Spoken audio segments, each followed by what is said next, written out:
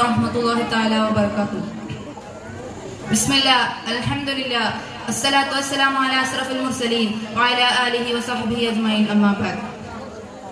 ബഹുമാനപ്പെട്ട ഉസ്താദുമാരെ, പ്രിയപ്പെട്ട നാട്ടുകാരെ, സുഹൃത്തുക്കളെ, മുത്തുനബിയുടെ ജന്മദിനം ആഘോഷിക്കുന്ന പ്രൗഢഗംഭീരമായ സദസ്സിൽ അല്പം ചില കാര്യങ്ങൾ സംസാരിക്കാൻ ഞാൻ ആഗ്രഹിക്കുകയാണ്. നാഥൻ തൗഫീഖ് നൽകട്ടെ.